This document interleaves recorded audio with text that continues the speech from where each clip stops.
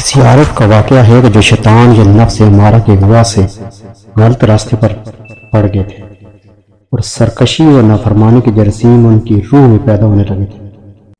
وہ عارف ایک گلی سے گزر رہے تھے، انہوں نے دیکھا کہ ایک گھر کا دروازہ کھلا اور ایک بچہ روتا چلاتا اس میں سے نکلا۔ اس کی ماں نے اس کو گھر سے دھکے دے کر نکال دیا۔ جب وہ دروازے سے باہر ہو گیا تو وہ ماں نے اندر سے دروازہ بند کر دیا۔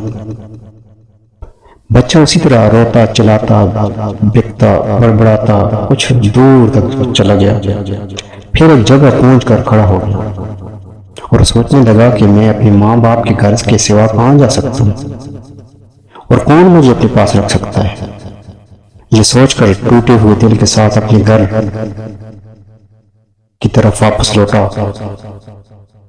دروازے پر پہنچ کر اس نے دیکھا کہ دروازہ اندر سے بند ہے، تو وہ بے بس بیچارہ وہی چوکھٹ پر سر رکھ کے پڑ گیا اور اسی حالت میں سو گیا۔ ماں آئی، اس نے دروازہ کھولا اور اپنے بچے کو اس طرح چوکھٹ پر سر رکھ کر پڑا دیکھ کر اس کا دل بھر آیا اور وہ ممتا کا جذبہ ابھرا، اس کی آنکھوں سے آنسو بہنے لگے۔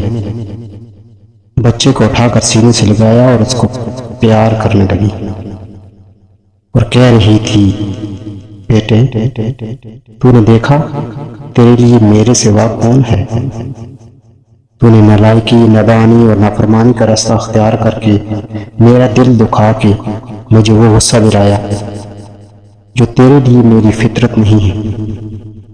میری فطرت اور ممتا کا تقاضا تو یہی ہے کہ میں تجھ پر پیار کروں اور تجھے راحت و آرام پہنچانے کی کوشش کروں، تیرے لیے ہر خیر اور بھلائی چاہوں۔ میرے پاس جو کچھ ہے تیرے ہی لیے ہے۔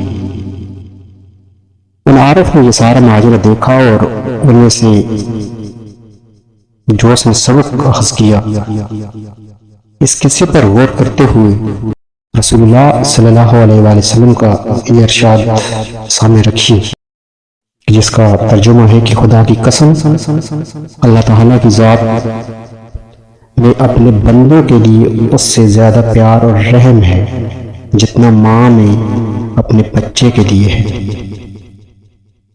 کیسے کمبخت اور مجرم اور محروم ہیں وہ بندے جنہوں نے نافرمانی کی۔ ایسے رحیم و کریم پروردگار کے رحم سے اپنے آپ کو محروم کر لیا اور اس کے قہر و غضب کو بھڑکا رہے ہیں، حالانکہ توبہ کا دروازہ ان کے لیے کھلا ہوا ہے